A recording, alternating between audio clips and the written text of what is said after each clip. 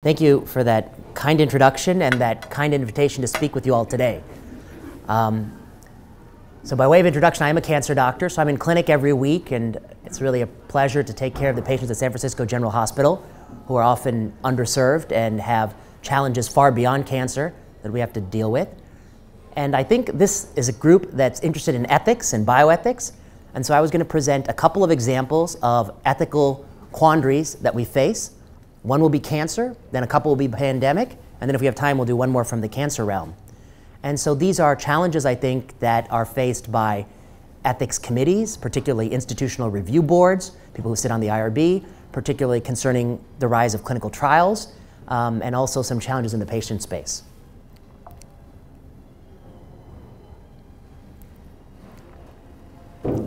Okay, so I'll start with a story. So one day I was reading the New England Journal of Medicine, and it was July 25th, 2019. And I saw this paper had just been published, and it was called Maintenance Olaparib for Germline BRCA Mutated Metastatic Pancreas Cancer. I said, oh my God, that's a lot of jargon. That's a lot of jargon. So let me see, what does that mean? Okay, maintenance. Maintenance means you keep giving a drug when you'd otherwise stop a drug.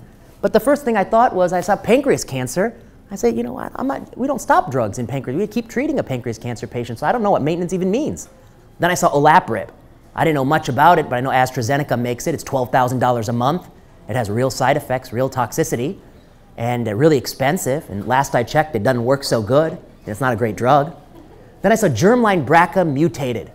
I know what that means. That's what Angelina Jolie wrote about. She was born with a mutation in BRCA, which predisposes her to, in her case, breast and ovarian cancer. But these patients typically have BRCA2 mutations. They're born with it, and they're predisposed to, among other cancers, pancreas cancer. And so basically what it's telling me is they're taking patients with pancreas cancer, which kills 40,000 Americans each year, and they're taking just the subgroup of them who've got the BRCA mutation that they were born with, maybe about 10% of them, and those people are getting this really expensive drug from AstraZeneca. So that's what the headline tells me. Okay. So I thought to myself, am I going to read this article? I don't know. I was debating. So many articles, hard to pick and choose what to read. But then I opened my inbox, and I saw this was from Stat. They had emailed me their latest news story. And this is the quote about that paper. "It's unbelievable," said Baselga. "It validates the principle that we have been fighting for all these years, that even the most difficult disease, even the disease where you think you're not going to win, if you find the genetic vulnerability, if you find that, then those giants, they crumble." And I thought to myself, wow, that is a quote. My goodness, the giants are crumbling. We got to read this paper. I mean, this has got to be good stuff. Giants are crumbling with this drug. That wasn't it. Oh, this is a photo of me and Jose Baselga from a few years ago. Sadly, he passed away. So I don't mean to pick on him, but it's quite a quote. Then I saw this. This is from my alma mater. I went to University of Chicago Medical School. This is the University of Chicago Medical School press release. It's what the university press releases. And this is the PI of the study, the person who ran it.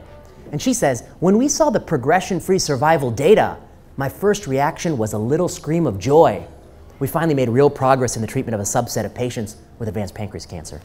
So she's screaming for joy, giants are crumbling, and I thought to myself, I have to read this article. I mean, I need to know, how is this so amazing? So I always tell people, whenever I read an article, I never read it cover to cover. You know, if you read that article from start to finish, that's the cure for insomnia. Okay, you'll be asleep. So I like to look at it and hunt and peck for answers to questions. And I always ask just a few simple questions. One, what did they do? You know, I just want to be able to tell you all, people not in oncology, what did they do really simply? Then the next thing I always ask in a randomized study is the control arm what I would do in my practice? You know, are the patients who are assigned to the control arm getting the kind of care I would be giving? And I always say a randomized study can only change your practice if the control arm is your practice. Then I ask myself, what's the primary endpoint? Is that something that's clinically meaningful to people, or is it merely something measurable, like a surrogate endpoint, like a cholesterol level or an A1C? And then I think about what about other measures, like activity or efficacy? Is there a story here? All right, so I took a look at this study. You know, I told you about what they did. They took patients with germline BRCA mutation pancreas cancer. They had measurable or unmeasurable disease. And then they had to have no evidence of progression in the first 16 weeks of a platinum-based therapy. I thought to myself, platinum-based therapy, that is the standard of treatment for these patients. You know, it is based on very well-done studies. But After 4 months, if your cancer doesn't get worse, they allow you to be randomized 3-2, it's a skewed randomization, to olaparib or placebo. Now the drug companies always say they do skewed randomization because it increases the speed with which the trial enrolls. It's an enticement. But we've actually studied that, and actually it's not an enticement at all. It just actually lowers statistical power, and as far as I can tell, has no countervailing benefit. So I don't know why we do all this skewed randomization. But anyway, this is the study. $12,000 a month medicine or sugar pill if your cancer didn't get worse in the first 4 months. That's how they're doing it. So my first question, now I know what they did. Is the control arm what you would do in your practice? Am I in the business of taking a patient with pancreatic cancer who has germline BRCA mutation? They're often 10 years younger than the average patient. And after I give them 4 months of therapy, if the tumor's not worse, I just stop all therapy and say, you know, you're totally fine. We'll just watch that, give you a sugar pill, or just watch. Is that what I would do in my practice? And the answer is absolutely not. You would continue all of those drugs, there's 3 drugs typically, until the disease gets worse. Or if they have side effects, you'd continue maybe one of those 3 drugs, but you would never stop those drugs. And so then to me, the first problem with this study is that it is extremely delinquent and unethical to stop drugs that we know improve survival merely to test a new agent against a placebo. So I don't think it should be placebo controlled. So I have a problem with the first part. But then, you know, I've been presenting this for the last few years since I saw this study. And then the people who did this study, they said, you know, Dr. Prasad, you're such a stickler, okay? In this study, they got 4 months of therapy. And if you go to the original study that justified that platinum treatment, it's this one, FOLFIRINOX versus gemcitabine for pancreas cancer. FOLFIRINOX is the platinum treatment. If you go to that original study, people didn't get much more than 4 months. In fact, the median number of treatment cycles administered was 10, and each treatment cycle is 2 weeks. So 10 2-week cycles is 5 months. So in other words, we gave them 4 months, but even in the original paper, they're only getting 5 months. So it's not, you know, we're not shortchanging people that much. That's what the investigator said. Well, then I thought to myself, well, that sounds like a good story, but it's got a hole in it. And one of the challenges is, in that original study, the median of 5 months includes everybody from the date they were diagnosed. But in your study, POLO, you exclude anyone who progressed in the first 4 months. They're not eligible for your study. So what was the median duration of treatment among somebody whose tumor didn't get worse in the first 4 months? Because if your tumor gets worse in the first 2 months, you're not going to get as much treatment as if you make it to 4 months, and then what's the new median? So I go to the original study, and I look and I see, wow, 1/3 of people progressed in the first 4 months. They would be excluded from POLO. And if you take the median duration of treatment in the people who are POLO eligible, it wouldn't be 4, it wouldn't be 5, it's 7 months. So now we're talking about maybe half as much treatment as they should be getting. But then I thought to myself, that's actually not completely right either. Because this study enrolls everybody with pancreas cancer, even older and frailer people, and you focused on germline BRCA mutation patients. They actually are younger and typically get more therapy. I won't bore you with my calculation, but basically I calculate they should be getting 12 months of therapy or more. And the POLO study only gave them 4 months of therapy and then stopped all the therapy, which I think is unethical. So I think they're severely shortchanged. They're getting about 1/3 of what they would be getting outside of this study. So I think they're trying to distract, but I think they're not making fair comparisons. Okay, so I got a problem with that. Then the next question I always have is, what's the primary endpoint of this study? You know, are we measuring something that's meaningful to people, or are we measuring something that's simply measurable? Yes, go ahead. Are you okay with Please. I mean, I have another problem with that. Go ahead. That they made a clinical decision based on enrollment in a study and not based on person. What do you mean the mere act to stop is based on enrollment? Based on the role, that's and not that you would never in a clinical practice just say, I don't know, I'm going to flip a coin today. You would base it on what they tell you, how they're tolerating it, how they're feeling about it, if they want to push Yeah. the envelope or not. That's a fair point, yeah. Excellent, yeah. Okay, so then I think about, like, well, what are they measuring? What was the scream of joy about? And this was the scream of joy. The primary endpoint of the study was this figure, progression-free survival. And as you can see, the placebo arm is the red curve. The blue curve is the olaparib. The one thing I'll draw your attention to is the curve eventually touches the axis, meaning that 100% of people are going to progress. 0% of people are cured by this medication, but there appears to be a difference. And there's the old saying in oncology that if you can fit a laser pointer between the curves, you can give the plenary session at the national meeting. And here, you can fit at least 3 or 4 laser pointers. 3 or 4 laser pointers, okay. So it goes from 4 months to 7 months. You know, people are celebrating this. The giants are crumbling, they tell me. Okay, I ask myself, is this a clinical endpoint or a surrogate endpoint? Is this actually something that people feel and care about, or just merely a measure of what we can measure? And to answer that question, we've got to know, well, what the heck is PFS? What is this progression-free survival? It turns out when you scan somebody, they have a tumor that's visible in the pancreas. And it has a certain diameter, cross-sectional area, and volume. Progression-free survival is a time-to-event endpoint. The time until something happens. It's one of 4 things, whichever comes first. The time until the patient dies, unfortunately. You enroll the patient, give them some treatment, they pass away. That's scored as an event. The other thing that could happen is there are new lesions on the scan. You know, initially we scanned the lungs, there was nothing. And now there's a lot of innumerable pulmonary nodules, and so we call that progression. Even if the tumors you're measuring are the same, that's a progression event, they're off the study. Tumor could get bigger. But how much bigger before it's progression? It's 120% bigger. 119%, the oncologists call that stable disease. But 121%, we call that progressive disease. It's arbitrary. Nobody walks in and say, I feel good, 118%, I feel great, 119%, oh, I feel terrible, 121%. You know, it's arbitrary, it's what we can measure. The other thing that could happen is the tumor shrinks. If it shrinks more than 30%, we call that a response. You're responding to the treatment. And here progression is measured from the smallest it ever gets. So you can have progression even though it's smaller than the starting, but it's growing from the smallest it's getting, thinking that there's drug resistance. So progression-free survival is a time until these things happen. Does anybody walk around saying, I feel bad at 71% and I feel good at 69%? No. These are, again, arbitrary cutoffs. And for that reason, I think it is a surrogate. It's something you can measure, but it doesn't tell me about quality of life. It doesn't tell me about how long you live. And so it's simply measurable. So whenever I read a paper, I always ask, you know, what are the other things about this study? Is there a story to be told here? And something caught my eye in this paper. The response rate. So I told you, if a tumor shrinks 30%, you're a responder. And of 100 people who get a drug, the percent of people who have 30% shrinkage is called the response rate. So if you give about, the response rate for olaparib is 20%, 19.6, let's say 20%. In other words, 1 in 5 people who get olaparib, their tumor shrinks 30% or more. The response rate for sugar pill is 10%. 1 in 10 people who take a sugar pill has their tumor shrink 30% or more. And that number jumped out at me. These days, all patients want to know about sugar and cancer, and I'm not an expert on that. But I know one thing, sugar pills don't shrink pancreas cancer. That's impossible. But it's 10%.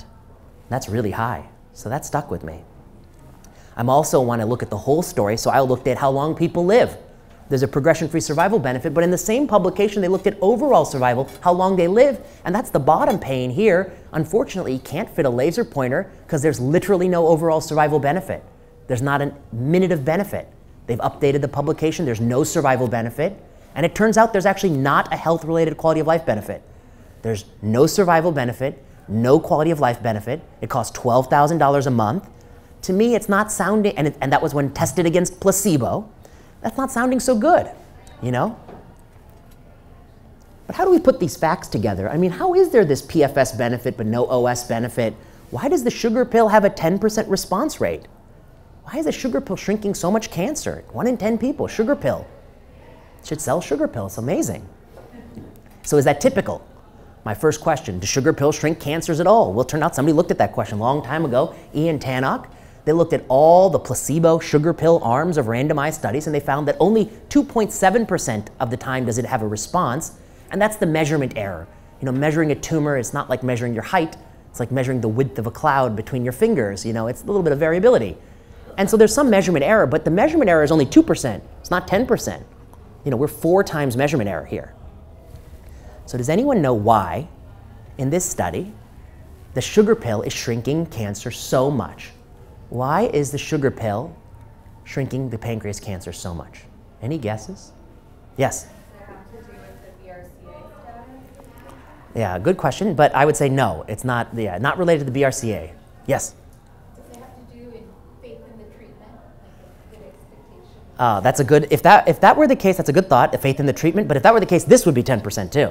So it is 4 times higher than, this includes these are all the placebo-controlled arms and all the random, yes? Would it be any residual from the first 4 months? Correct. So the person said, could it be a residual effect from the first 4 months of treatment? And that's what I think is going on. In the olaparib arm, you get chemotherapy for 4 months, and then they measure you, and then they put you on olaparib, and 1 in 5 people have the tumor shrink. In the placebo arm, you get chemotherapy for 4 months. They stop the chemotherapy, and they put you on sugar pill, and 1 in 10 have the tumor shrink. A pancreas cancer is like getting a freight train to move down the tracks. The chemotherapy, you put your back into it, you get it moving. Just because you let go doesn't mean it stops. It has an inertia. It's going to keep working. The chemo that you no longer give is still working. So my question is, if the response rate is 10% and you're not giving the chemotherapy, which I've already said 3 times I would never have stopped, what would the response rate be if you just allowed the doctor to do the right thing and continue the chemotherapy? I don't think it would be 10%. I don't think it would be 20%. I think it would be 30%. And so I think olaparib is not a drug that doesn't improve survival, doesn't improve quality of life, and increases costs. I think it's a drug that reduces overall survival, increases costs. It's a horrific product to have on the market for this indication. Yes? So comparing to that previous study where we looked at 2.5% in terms of placebo response, does that also include treatment inertia as well? Or? Oh, that's a good, it might have a little treatment inertia, but I think probably less of that. But it might have a little in some cases. Yeah, that's a fair point. That's a really good point. I got to go back and pull all the studies in that and look to see how recently they were off treatment. That's a good point. So POLO trial. You halt a drug that's normally not halted, and you randomize people to a new, costly, toxic pill or placebo. You measure progression-free survival, which I didn't mention, is that it's never been used in pancreas cancer, because why do you need to use a surrogate when you can directly measure the thing you care about, overall survival? You don't improve overall survival. It's not improved one bit. Quality of life was not better. In fact, if you just gave them more chemo, they'd probably live longer. By approving this option, you will actually erode outcomes in America because doctors will switch to the new sexy drug and they'll get worse outcomes than had they just continued the chemotherapy, is what I believe. So what does the FDA do? On the question of whether the drug had a favorable risk-benefit profile, the ODAC votes in favor of the product 7.5. The answer is heck yeah, because pancreas cancer's risk is ultimate. That's what the experts say. They say the giants are crumbling, they're screaming for joy, and heck yeah. But what I say is that it's a complete failure of all of the principles of medicine. I think the company has failed. The company has, I mean, to be honest, I fault the company the least. The company is the tiger. The tiger is going to be the tiger. It's the job of society to put the tiger in the cage. I fault them the least. But they did fail. They ran an unethical study. The FDA failed. The FDA failed in many ways. They shouldn't have allowed progression-free survival. They've never allowed it in pancreas cancer. They should have demanded an appropriate control arm. They shouldn't have allowed, they should have seen the response rate in placebo is so high, suggesting that these patients would have derived benefit. They shouldn't have approved the product. I think the investigators failed. The investigators who enrolled their own patients on this study were doing something they would never do for their own mother or father. You would never have stopped the treatment if it was your mother or your father, but you'll do it for the patient on the study. I think they failed. And then I think the IRBs failed. The IRBs that allowed this study to be run in a global setting all failed. So we wrote this all up in Cancer called olaparib for BRCA mutant pancreas cancer. Should the POLO trial change clinical practice? If you want to publish it in a journal, you got to take all the teeth out of the argument. So this is a watered down version of what I told you.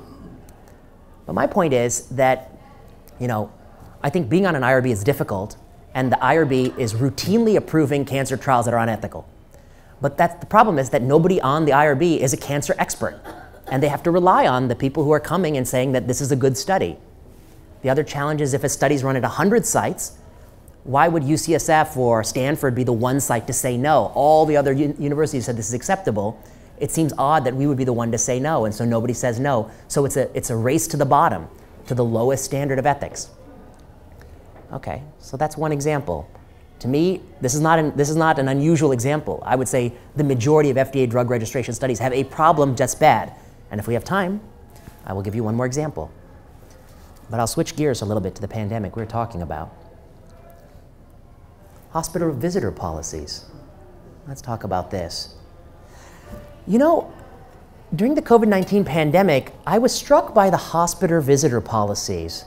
Here are some of the ones that struck me. One, there were children in the hospital dying of leukemia, and both parents were not allowed to simultaneously see the child.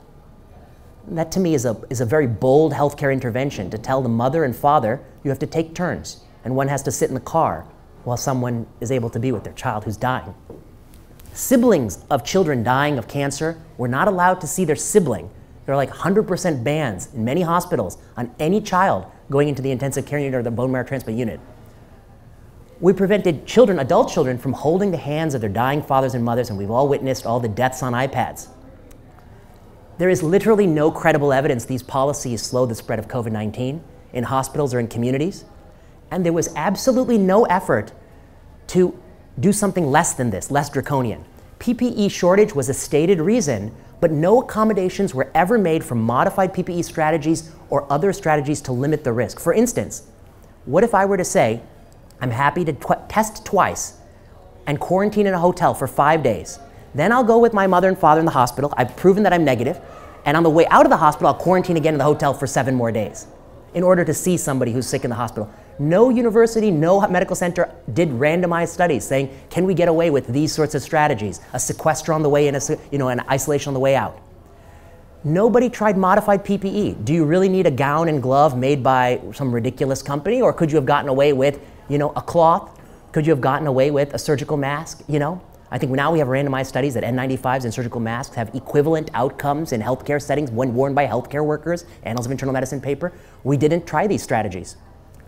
These strategies were not implemented by, I think, not by doctors and not by nurses and not by clinicians. They were implemented by bureaucrats, people who do not have the best interests of the patient at heart. They have the legal liability of the hospital. They have all sorts of other considerations, but it is not the oath we took. And so I think it's dreadful. So we did this systematic review and meta-analysis. We published this in the American Journal of Medicine. We looked at the effect of hospital visitor policies on patients, their visitors, and healthcare providers. And I won't bore you, but the gist is there's no credible evidence for almost anything we did. There's tremendous moral injury. I think the nurses who had to enforce these policies, it was cruel, draconian. I'm glad that I never had to enforce these policies, and to the degree I had to, I would violate the rules probably because I can't enforce morally unjust rules, and they're not justified by evidence. So that's my first problem. It's problematic from a moral standpoint, problematic from a medical standpoint, and not a single attempt globally to generate evidence of variations in strategy to try to accommodate some of these natural human desires. The policy was set. No university randomized patients to iPad or allow the family with some mitigation and then measured COVID-19 spread to see is there actually an impact of the policy. How do we justify that? No university or hospital had debates on the policy. The policies were never debated. Not Stanford, not Johns Hopkins, not UCSF. There was no debate about these policies. They continued post-vaccination. The draconian hospital visitor policy continues post-vaccination. And then I'll just say, not to spoil this, we have an ongoing project where I think we've finished the data collection, so I can say it. We are contacting all the US News and World Report top 100 or whatever hospitals, and we are going through their visitor policies right now, and it's mind-blowing to me. There are so many visitor policies that are absolutely unjustified. An 11-year-old child cannot go on some floor, but a 12-and-a-half-year-old child can. And they say that, in the respiratory virus season, there's actually no good evidence that the 11-year-old is more likely to carry occult respiratory virus than the 13-year-old. There's no evidence for that claim. In fact, some evidence suggests adults are more likely to have occult influenza, for instance. So these policies are being set. They're not based on medicine. And they are extremely damaging for a father who's getting a bone marrow transplant can't see the children. That to me is a human rights violation. So unless the evidence is overwhelming, I think all these policies have to go. And the people who set these policies are not operating from ethical principles or even medical principles. They have a burden to show benefit. Okay. Next thing I'll show you.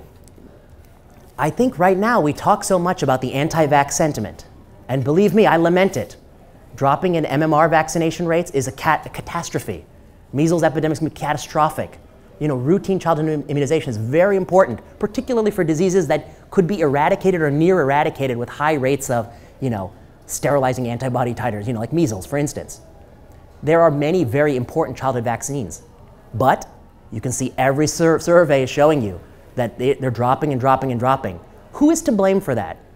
I think we don't do enough to acknowledge that the establishment, to some degree, and pushing particularly the COVID-19 vaccine and booster on children who probably didn't need it, is eroding the benefit of the measles vaccine, which they probably do need. We have to be very careful that you can't, you got to be careful. So let me tell you about what happened in 2020. I think we forget, but when Trump was president, prior to the election, the entire media and the entire scientific community ran article after article, and I've cataloged all of these in a paper that's now been accepted for publication, coming soon. It's also available as a preprint. All of the quotes by experts about vaccines. Let me read you a few quotes. Number one, decades ago, vaccines developed against another coronavirus, feline infectious peritoneal virus, increased cats' risk of developing the disease caused by the virus. Similar phenomenon have been seen in animal studies for other viruses, including the coronavirus that causes SARS. The title of the article, Don't Rush to Deploy COVID-19 Vaccines and Drugs Without Sufficient Safety Guarantees. The paper appeared in Nature.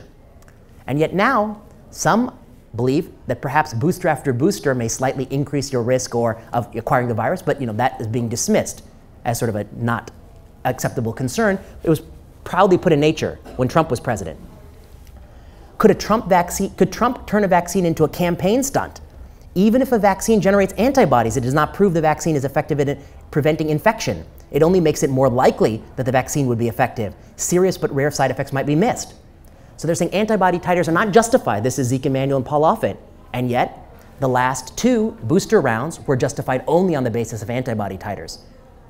I'm a big believer that the initial COVID-19 vaccine was beneficial for elderly and older people who had not already had COVID.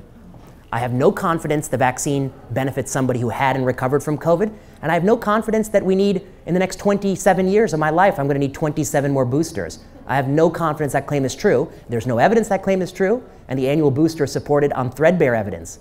The only person I see benefiting from the annual booster most clearly is Pfizer and Moderna.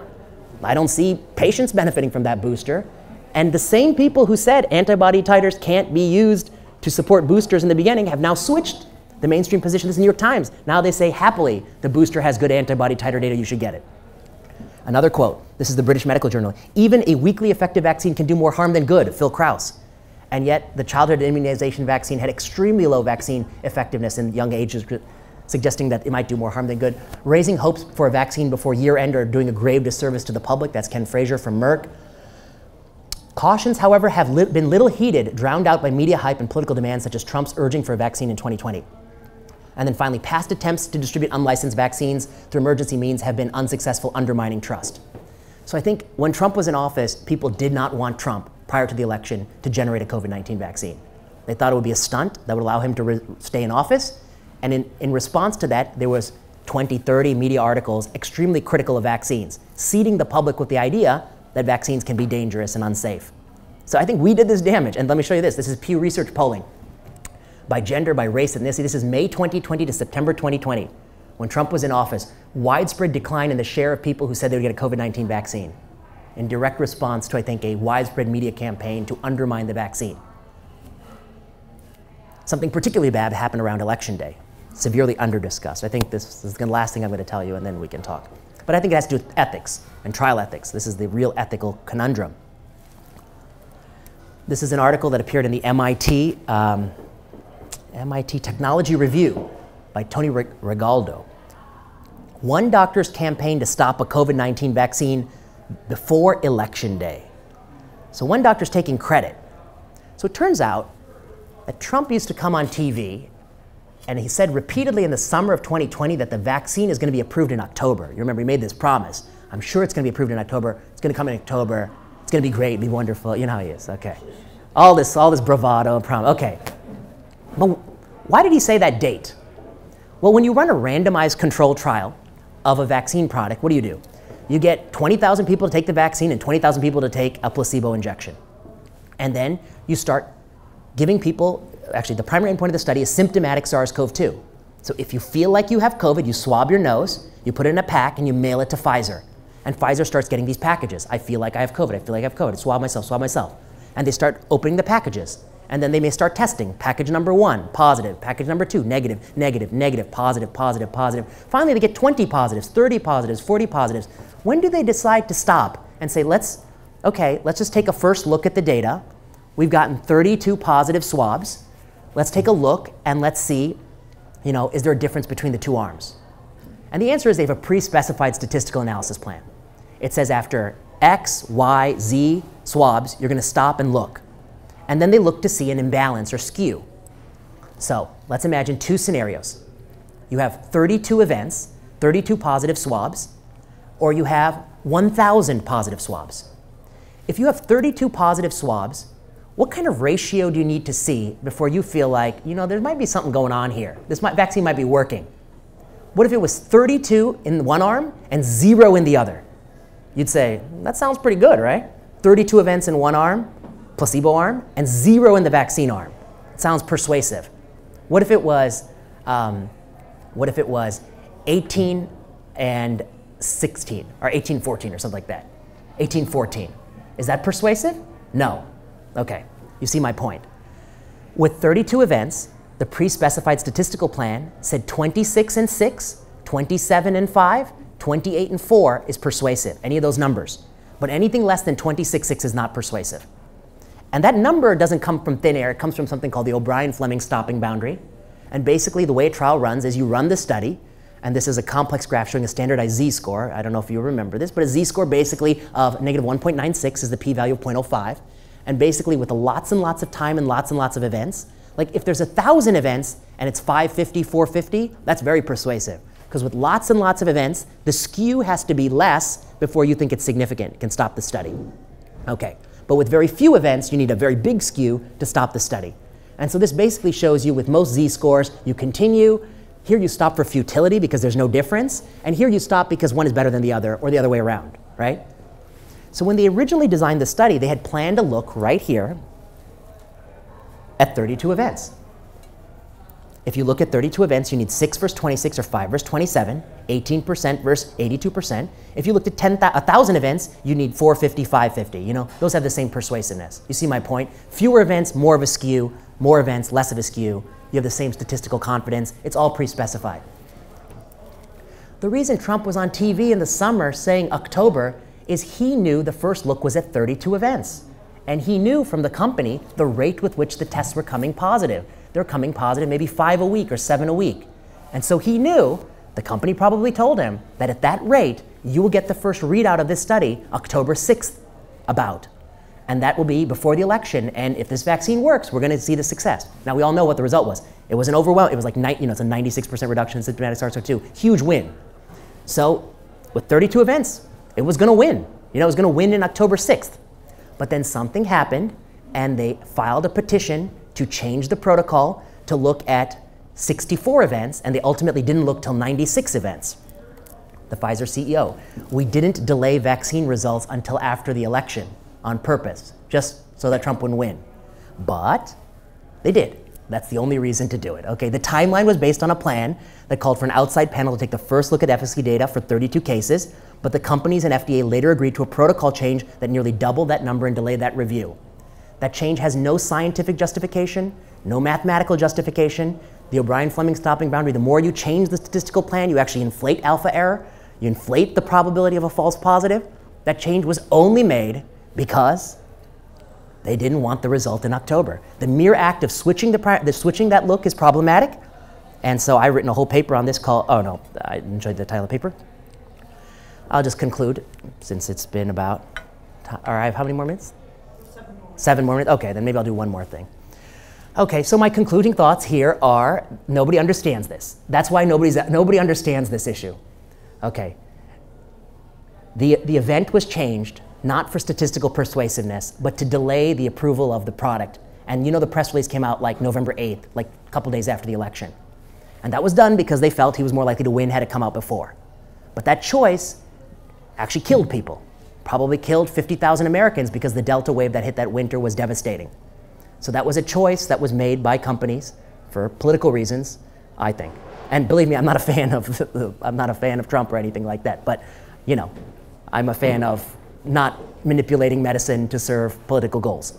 And that's why this person wrote this article, One Doctor's Campaign to Stop a COVID-19 Vaccine Being Rushed Before Election Day, because that was the purpose of it.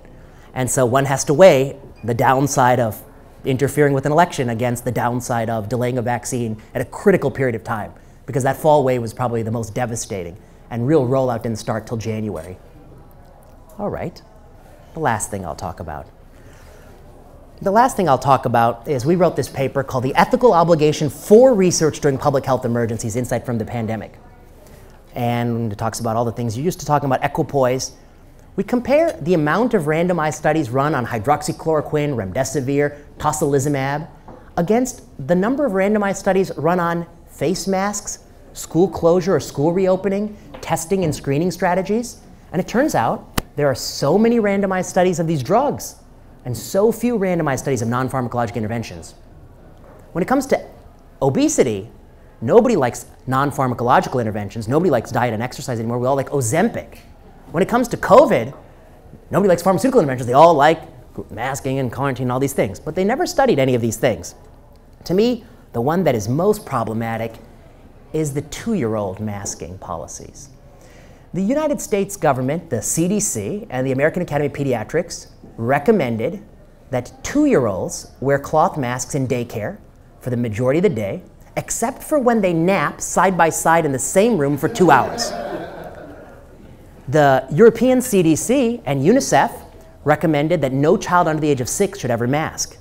I actually know somebody who has a 2-year-old son who's autistic, and they were asked to step off the airplane because the kid couldn't wear the mask. So this is not a benign policy. Somebody at CDC and AAP decided that 2-year-olds wearing cloth masks is going to make an impact on the pandemic. I don't know, there's no polite way to say it, but that person is off their rocker. I mean, there's just no way that could possibly be the case. Cloth masks don't work, 2-year-olds don't wear them with adherence, and yet we did this. This was universally enforced in this state. Palo Alto required masking for kids outdoors at K-8 public schools. I think the most controversial thing that I wrote, the thing that got literally the most hate mail, was when I published in The Atlantic magazine in 2021 that the downsides of masking young children are real. The educational cost of face coverings is far better established than the benefits. And to me, it is extremely problematic that this policy was implemented year over year. It's actually still currently in the CDC guidelines for high rates of transmission that 2-year-olds have to wear this mask. I had somebody from Switzerland tell me, this is one of those policies you don't even need evidence, you just need eyes to know that it's not a useful policy. There is evidence though from, I won't bore you, from Spain. The CDC director, Rochelle Walensky, testified in front of Congress that the reason she never studied the policy was she had no equipoise to study this policy in children. She says equipoise did not exist because we knew it worked. I think that's categorically false.